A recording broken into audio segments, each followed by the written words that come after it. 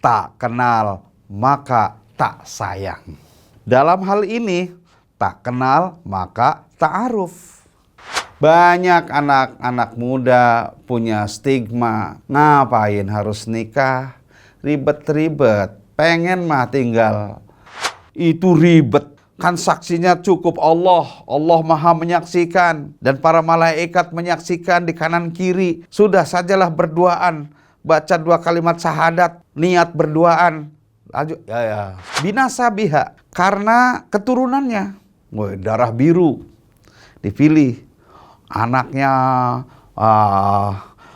Pak Jokowi misalnya dipilih, ya boleh-boleh saja. Assalamualaikum warahmatullahi wabarakatuh. Bismillahirrahmanirrahim. Alhamdulillahi rabbil alamin. Wabihi nasta'inu ala umurid dunya waddin. Wal aqibatu lil muttaqin wala udwana illa 'alal zalimin. Asyhadu an la ilaha illallah wahdahu la syarika lahul malikul wa'dul amin. Wa asyhadu anna Muhammadan abduhu wa rasuluhul mab'usu rahmatan lil alamin. Allahumma salli wa sallim ala Muhammadin wa ala alihi wa ashabihi wa tabi'ahum bi ihsanin ila yaumiddin. La hawla wa la quwwata illa billahil aliyyil azim. Amma ba'd. Pemirsa, sahabat Gemapos yang mulia, dan para pemirsa dimanapun Anda berada, puji dan syukur kita panjatkan kehadirat Allah subhanahu wa ta'ala atas berkah, rahmah, dan hidayah serta inayahnya.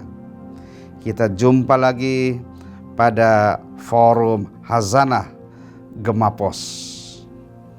Kali ini kita akan membahas tentang kiat-kiat memilih jodoh menurut syariat Islam.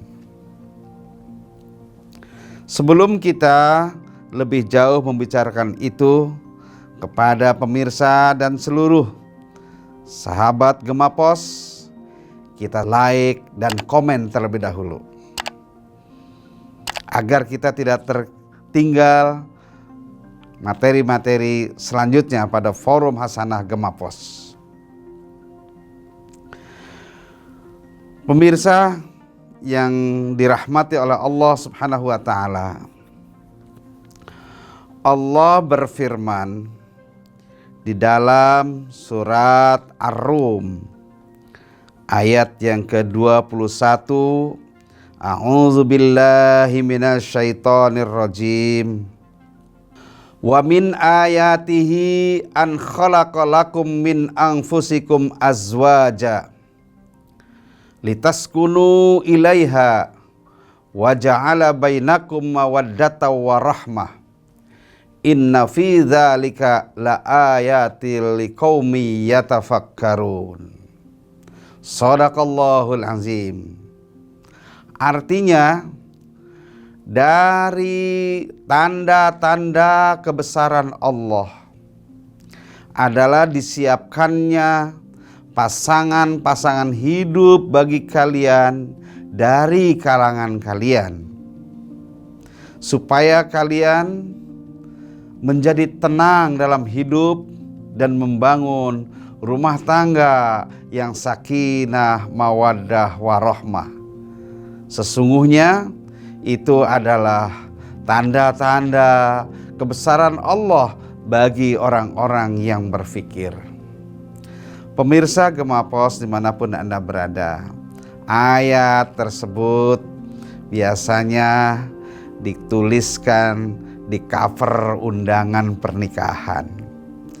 sesungguhnya bukan sekedar kaligrafi pemanis undangan, tapi sesungguhnya itu peringatan bagi kita semua, baik yang mau menikah maupun yang sudah menikah, bahwa sesungguhnya Allah Subhanahu wa Ta'ala sudah menyiapkan jodoh, pasangan-pasangan hidup. Karena dalam setiap penciptaan alam semesta ini selalu berjodoh-jodoh. Allah ciptakan langit, Allah juga ciptakan bumi. Allah ciptakan api, Allah ciptakan pula air. Allah ciptakan gunung-gunung, Allah ciptakan pula laut. Itu adalah jodoh. Begitu juga manusia diciptakan, ada kaum Adam laki-laki dan kaum Hawa perempuan. Sudah disiapkan oleh Allah Subhanahu wa Ta'ala. Akan tetapi itu berupa takdir mu'allaq, bukan takdir mutlak. Artinya bukan berarti kemudian karena sudah disiapkan oleh Allah, kita tinggal diam saja nanti datang sendiri. Tapi ada unsur mu'allaq, tergantung dari orang itu berikhtiar, melakukan usaha menjemput jodoh itu. Ada dua cara mencari jodoh. Ada cara yang dibenarkan oleh Allah dan Rasul-Nya, dalam hal ini syariat Islam. Ada juga cara yang diharamkan, tentu itu tidak kita rekomendasikan. Bagaimana cara-cara yang halal atau kiat-kiat yang benar dalam hal ini menurut syariat Islam? Yang pertama adalah ta'aruf. Ta'aruf itu bahasa Arab dari kata arafa, artinya mengenal. Ada pepatah mengatakan, tak kenal maka tak sayang. Dalam hal ini, tak kenal maka ta'aruf. Dalam surat Al-Hujurat atau surat ke-49 ayat yang ke-13, Allah mengingatkan kepada kita, ya ayyuhan nasu inna khalaqnakum min zakari wa unsa wa ja'alnakum syu'uban wa qabaila lita'arafu inna akramakum indallahi atqakum. Wahai manusia, sesungguhnya kami telah ciptakan kalian dari seorang laki-laki yakni Adam dan seorang perempuan yakni Hawa. Lalu aku jadikan bersuku-suku, berbangsa-bangsa, berkabilah-kabilah. Semuanya itu agar kalian saling berta'aruf, saling mengenal satu dengan yang lain.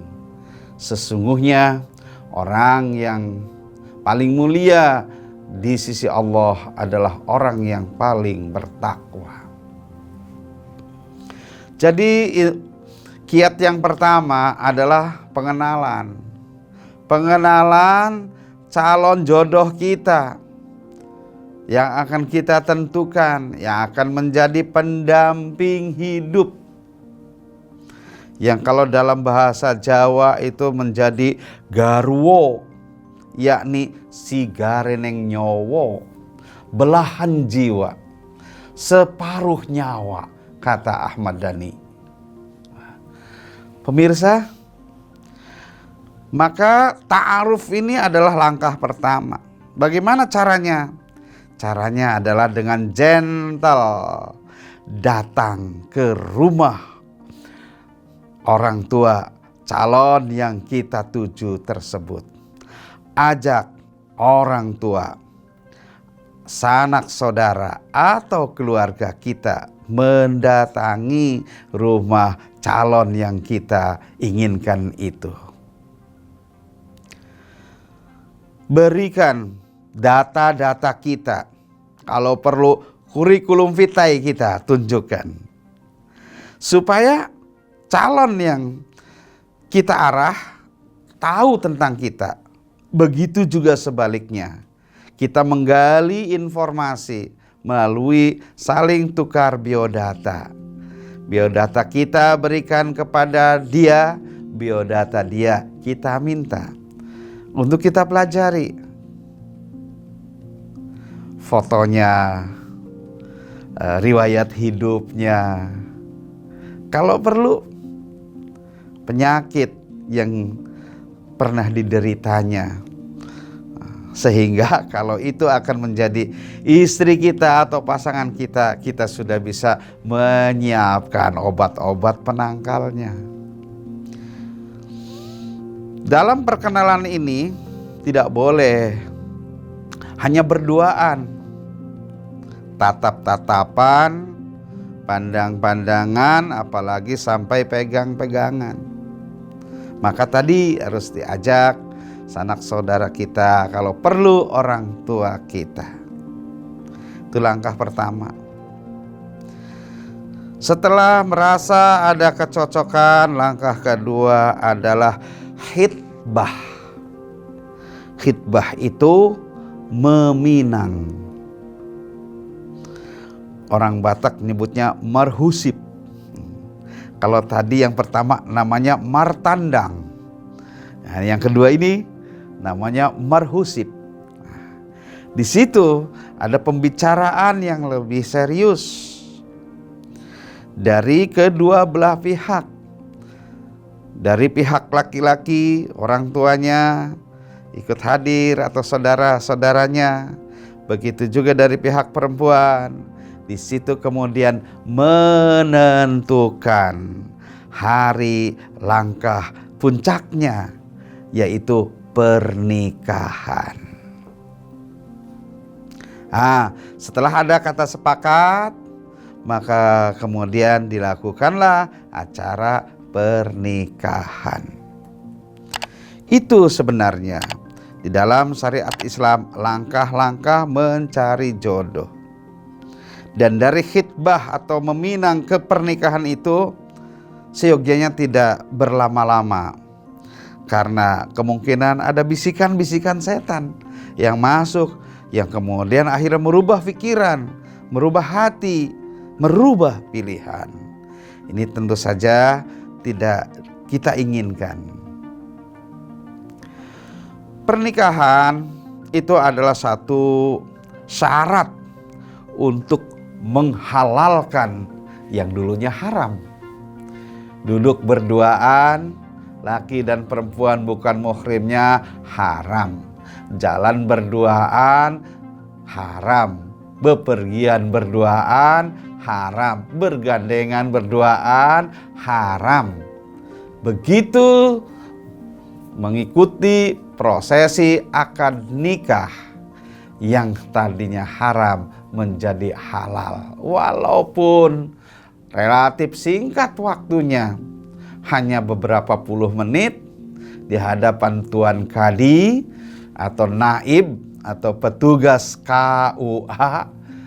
Para saksi menyatakan sah, sahlah itu, mau berpelukan, mau bergandengan dan seterusnya, dihalalkan oleh Allah dan diridhoinya. Rasulullah Shallallahu Alaihi Wasallam menyatakan, an-nikahu sunnati, faman raghiba anhu falaisa minni. Nikah itu adalah sunnahku. Sunnah artinya budaya, budaya Islam. Faman raghiba an sunnati, siapa yang menolak budayaku, dalam hal ini menikah, maka falaisa minni, bukan golonganku. Maksudnya, sebagaimana fenomena di zaman sekarang ini, Banyak anak-anak muda punya stigma, ngapain harus nikah, ribet-ribet, pengen mah tinggal janji berduaan jadi tekdung. Masya Allah. Itu banyak dilakukan oleh anak-anak muda di zaman sekarang. Itu tidak mengikuti syariat Islam. Dan bila itu terjadi, maka hukumnya zina. Zina itu haram. Allah menyatakan dalam surat Al-A'raf, wala taqrabuz zina innahu kana fahisatan wa sa'at sabila. Jangan kau dekati zina. Sesungguhnya zina itu perbuatan keji dan seburuk-buruk cara. Dikutuk oleh Allah Subhanahu wa ta'ala.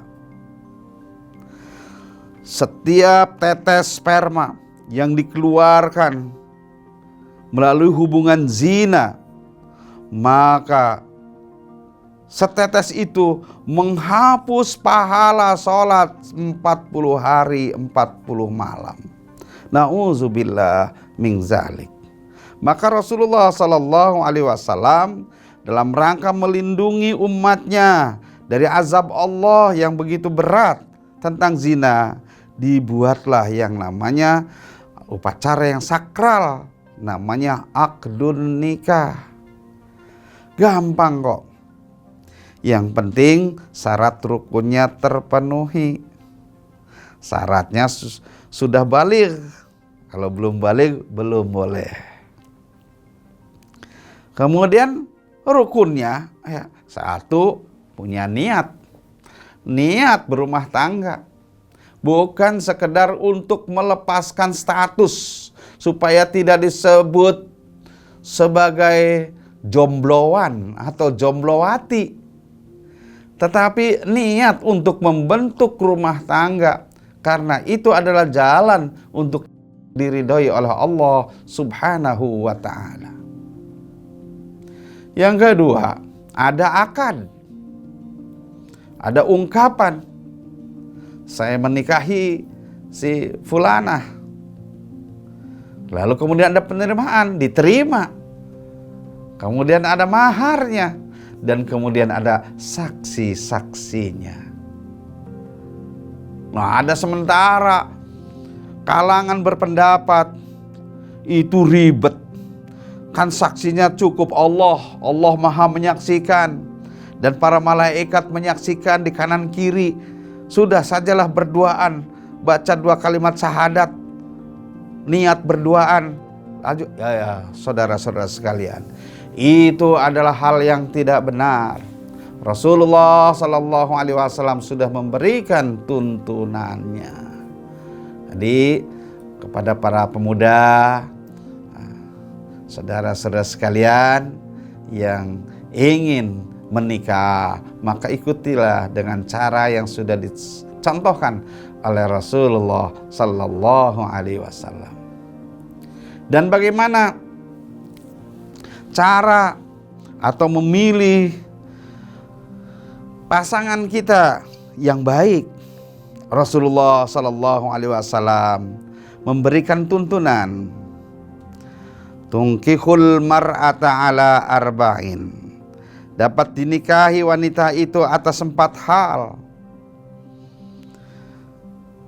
Bijamaliha, pertama karena keelokannya, karena kecantikannya, karena ketampanannya. Itu manusiawi sekali.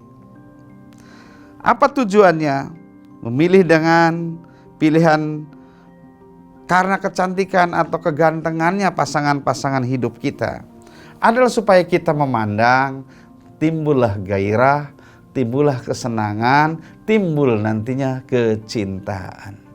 Bayangkan kalau kita memilih dengan tidak dasar itu, milih yang jelek misalnya, walaupun itu sah-sah saja, tapi kayaknya nggak ada orang memilih yang jelek. Pilihlah yang cantik, pilihnya yang ganteng. Boleh. Yang kedua, bimaliha, karena kekayaannya. Boleh saja tolok ukurnya itu, dia kaya, dia sudah bekerja, sudah mapan, sawahnya banyak, depositonya banyak, misalnya, boleh saja. Manusiawi. Yang ketiga, binasa biha, karena keturunannya. Darah biru dipilih, anaknya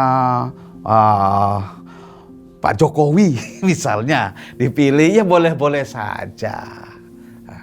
Dan yang keempat itu bidiniha, karena agamanya. Soleh, anak masjid, anak pengajian nih, itu jadi pilihan. Kata Rasulullah Sallallahu Alaihi Wasallam, kalau engkau memilih yang utama karena agamanya, maka itulah yang akan selamat, yang akan kekal. Sebab kalau kita pilihan utamanya karena kecantikan atau karena kegantengannya, 10 tahun gadis yang cantik sudah kemudian mulai bergelambir, mulai berkerut wajahnya, garis-garis di pipinya mulai nampak, hilang kecantikannya. Laki-laki yang ganteng, badannya kekar, 10 tahun, 20 tahun kemudian, tatonya yang dulu gambar naga berubah jadi gambar cacing tanah, karena kurus, apalagi kena diabetes. Hilang kegantengannya, hilang kecantikannya. Kalau cintanya didasarkan itu, maka akan hilang pula cintanya. Kalau karena hartanya, harta tidak kekal. Punya uang banyak, punya mobil mewah, rumahnya kebakaran, rumahnya kebanjiran, sekejap habis. Kalau dasar cintanya karena harta, begitu hartanya habis, habis pula cintanya. Tidak terbentuk sakinah, mawaddah, warahmah. Kalau karena keturunannya, apa yang bisa dibanggakan dengan keturunan? Karena kata Allah Subhanahu wa taala dalam ayat yang saya baca tadi, surat Al-Hujurat ayat yang ke-13, bahwa sesungguhnya orang yang paling mulia di mata Allah adalah orang yang paling bertakwa. Bukan karena keturunannya, keturunan ningrat, kalau tidak bekerja tetap melarat. Maka kata Rasulullah Sallallahu Alaihi Wasallam, pilihlah yang utama karena agamanya, karena ketaatannya beribadah, karena akhlaknya akhlakul karimah, karena kesalihannya, karena ketundukannya kepada Allah Subhanahu wa taala, dan beritiba kepada Rasulullah sallallahu alaihi wasallam dalam hidupnya, sehingga ia akan dapat mempertahankan cintanya yang sudah terikat dengan akdun nikah yang sangat sakral itu. Kepada sobat muda Gemapos yang siap-siap mau menikah, yang usianya sudah balik, itulah kiat-kiat untuk mencari nikah, mencari pasangan untuk menikah yang diridhai oleh Allah Subhanahu wa taala. Semoga Allah memberkahi. Jangan lupa like, komen, dan subscribe. Assalamualaikum warahmatullahi wabarakatuh.